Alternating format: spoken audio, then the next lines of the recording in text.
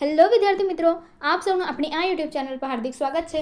આજે હું લઈને આવી છું ધોરણ 10 વિષય અંગ્રેજી યુનિટ 7 કચ્છ એન્ડ દેવયાનીમાં વોકેબ્લરીમાં V1 થી V7 સુધીનું સંપૂર્ણ સોલ્યુશન. તો ચાલો આપણે આગળ વધીએ. પરંતુ તે પહેલાં જો તમે આપણી આ યુટ્યુબ ચેનલને લાઇક, શેર અને સબસ્ક્રાઇબ ન કરી હોય તો જરૂરથી કરજો. Unit 7 Kutch and Devyani vocabulary V1. Replace the underlined words with the words in the read that have similar meanings. The first two letters of that word are given in the brackets. તેનો અર્થ છે કે નીચે જે અંડરલાઇન કરેલા શબ્દો આપ્યા છે તેમને રિપ્લેસ કરો અને એવા શબ્દો સાથે કે જેમનો અર્થ સિમિલર એટલે કે સરખો હોય અને જે તે શબ્દો છે તેના ફર્સ્ટ બે લેટર અહીં નીચે કૌંસમાં આપ્યા છે. ચાલો તો જોઈએ.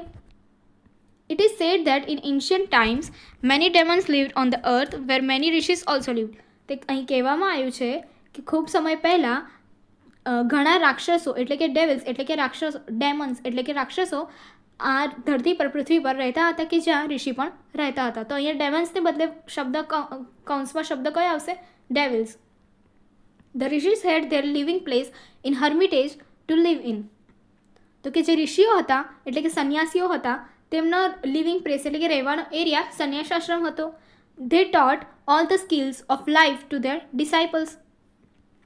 તે તેમના શિષ્યો, ડિસાઇપલ્સ મતલબ શિષ્યોને જીવન જીવવાના માટેની બધી સ્કિલ્સ જે આવડત છે તે શીખવાડતા હતા. The peoples had to collect the firewood for the sacrificial fires. કે જે શિષ્યો છે, વિદ્યાર્થીઓ છે, તેમને શું કરવું પડતું હતું? ફાયરવુડ, બળતણ માટેના લાકડા છે એ કલેક્ટ કરવા પડતા હતા બલિદાનની અગ્નિ માટે. Sometimes the monster harass the rishis. કેટલીક વાર ધ મોન્સ્ટર જે કહીએ છીએ રાક્ષસો એ શું કરતા હતા? ઋષિસને હેરાન પરેશાન કરતા હતા. So they summoned the kings to protect them. તો તેઓએ રાજાઓને તેમ બોલાવ્યા ખુદના રક્ષણ માટે. V2. Interchange the underlined words to make the passage meaningful. એટલે કે જે ફકરો આપ્યો છે એને મિનિંગફુલ બનાવવા માટે જ્યાં શબ્દોની જરૂર પડે ત્યાં ઇન્ટરચેન્જ કરો.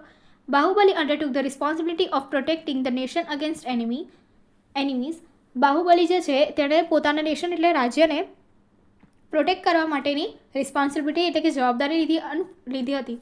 Unfortunately, there were many complaints about his dishonesty and misdeed. પરંતુ ન કરતાના ત્યાં ઘણી બધી એના અપ્રામાણિકતાને કારણે કમ્પ્લેન્ટ્સ આવવા લાગી હતી.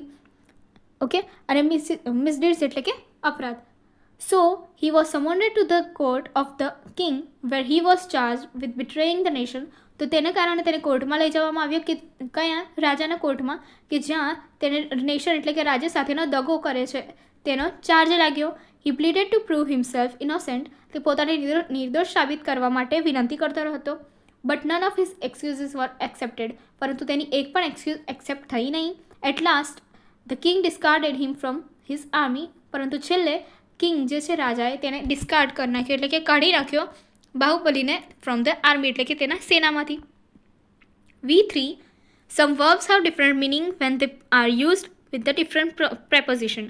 અહીં વર્બ, પ્રેપોઝિશન અને મિનિંગ આપ્યો છે તેનાથી બનતો અને સેન્ટેન્સ આપ્યું છે. તો વર્બ અને પ્રેપોઝિશનને કમ્બાઈન કરતાં જે મિનિંગ થાય છે તે અને તેનાથી બનતું સેન્ટેન્સનું એક એક્ઝામ્પલ છે. તો ચાલો જોઈએ. ગો ઓફ એટલે કે ટેક ઓફ એટલે કે ઉતારવું. Please take your shoes off when you enter my chamber. જ્યારે તમે મારા ચેમ્બરમાં પ્રવેશ કરો છો ત્યારે તમારા શૂઝ એટલે કે જે જૂતા છે તેમને ઉતારી દો. First, go into.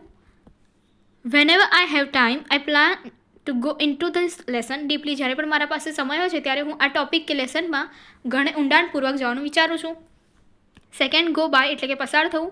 A year will go by and you will be in college. આ વર્ષ જે છે એ પસાર થઈ જશે અને તમે કોલેજમાં આવી જશો. થર્ડ, ગો ફોર એટલે કે પસંદ કરું. I will go for pizza with cheese. હું ચીઝવાળો પિઝા છે તેની માટે પસંદ કરું છું. Fourth, run into.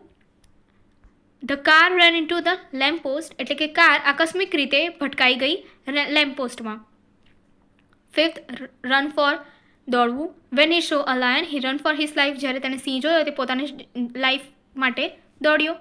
Sixth, run of એટલે કે નાસી જવું. The thief run off with all the cashes. કે જે ચોર છે એ બધા પૈસા સાથે નાસી ગયો. સેવન્થ, ટેક ફોર સમજવું. Your mother look so young that I took Har for your sister. તારા માતા ખૂબ જુવાન લાગે છે કે જેનાથી હું તેને તારી બહેન સમજી લીધી. 8, ટેક આઉટ બહાર લઈ જવું. Father took us out for a movie last Sunday. પિતાજીએ અમને બધાને એટલે કે ટુક અસ એટલે કે સૌને લાસ્ટ સન્ડે એટલે કે ગયા રવિવારે મૂવી જોવા માટે બહાર લઈ ગયા હતા.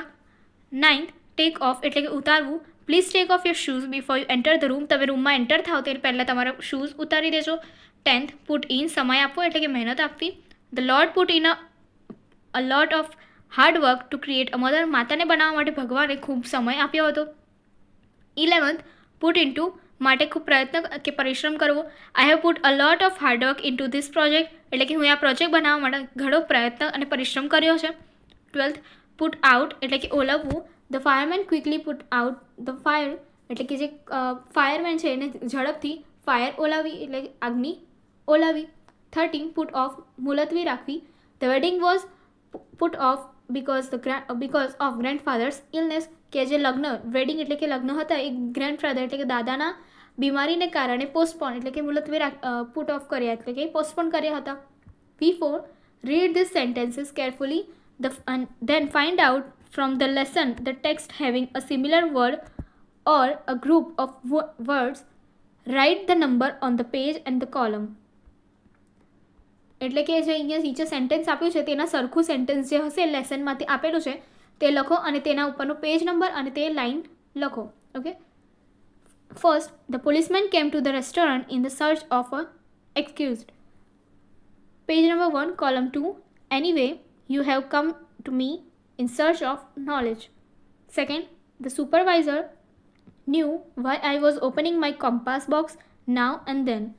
Answer, page 2, column 1. In course of time, the Asurs found out why Kach was staying with Shukracharya. Third, the new accountant with his sincerity won the heart of the manager. Answer, page 2, column 1. Because of his zeal, devotion, and good service, he won the favor of Shukracharya. Fourth, the disciple at the end of schooling got the blessing of his guru and returned home. Answer, page number 3, column 1. Cut straight for some more time, and then sought the blessing of his master to return home. Fifth, we siblings spent our days of childhood with a lot of fun. Page number 3, column 2. We have spent happy days together as brother and sisters. V5, match words in A with those in B and use the pair in sentences. Read it aloud to the class. એટલે કે અહીં part A અને part B ને combine કરીને sentence બનાવવાનું છે. First, sought help. I sought help of my friend to solve some theorems. Okay. Second, undertake a task. Who will undertake a difficult task? Third, fell in love. Devyani fell in love with Kach. Fourth, gather firewood. He has gone to gather firewood from the forest. Fifth, knew magic. The king knew magic, so he could turn the princess into donkey. 6. Betrayed trust. Rahul has betrayed the trust of the people. V6. Most nouns used for people have the same form for male and female. First, salesman for male. Second, actress for female. Third, doctor for male and female. Fourth, cook for male and female. Fifth, gentleman for male. Sixth, professor for male and female. Seventh, waiter for male. Eighth, widower for male. Ninth, sir for male. 10th, bridegroom for male. 11th, journalism for male and female. 12th, landlord for male. 13th, parents for male and female.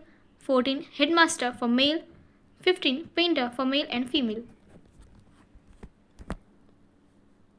The read deals with some states of mind or feelings like upset, eager, happy, despair, etc. Let's study some more words indicating feelings. Read the words indicating the feelings and their explanation in the table. Word, example and meaning. Thrilled એટલે કે રોમાંચિત. I was thrilled when my name was declared as a winner. Meaning, very happy and excited. Second, furious. Furious નો અર્થ થાય છે ગુસ્સે. I lost her keys she was furious. હું તેની keys ખોવી અને તે ગુસ્સે થઈ. Very angry. ટેરિફાઈડ એટલે કે ભયભીત. I was terrified when the plane took off, કે જ્યારે પ્લેન એ થયું ત્યારે તે ટેરિફાઈડ એટલે કે ભયભીત થઈ ગયો. વેરી ફ્રાઇટનેટેડ. ઓકે. મિસરેબલ એટલે કે કંગાળ. Why do you look miserable? What is wrong? એટલે કે તું કંગાળ શા માટે દેખાઈ રહી છે? શું પ્રોબ્લેમ છે? Unhappy and depressed. જેલસ એટલે કે ઈર્ષા. When I see my friends driving a BMW car I feel jealous. જ્યારે હું મારા મિત્રોને BMW કાર ચલાવતા જોઉં છું હું ઈર્ષા ફીલ કરું છું. Angry or sad because somebody has something you don't have. Anxious એટલે કે બેચેન. He was anxious before he entered the examination hall. એક્ઝામિનેશનના હોલમાં એન્ટર થતાં પહેલાં તે બેચેન હતો. Worried and afraid. Now fill in the blanks. How would you feel in this situation? Write your answer using the words in the first column of the table. You may take help of your partner. First, you have just passed an important exam with flying colors. I would be thrilled. એટલે કે રોમાંચિત. Second, your friend has bought a latest smartphone that you cannot buy. I would be jealous. એટલે કે ઈર્ષ્યા. Third, your lovely dog has just died. I would be sad. એટલે કે દુઃખી. Fourth, you have to make a speech on the teacher's day for the first time. I would be anxious એટલે કે બેચેન. Fifth, two fierce dogs are running towards you. I would be terrified એટલે કે ભયભીત. આગળની activity જોવા માટે અહીં આપેલા એન્ડ સ્ક્રીન પર ક્લિક કરો. Thank you.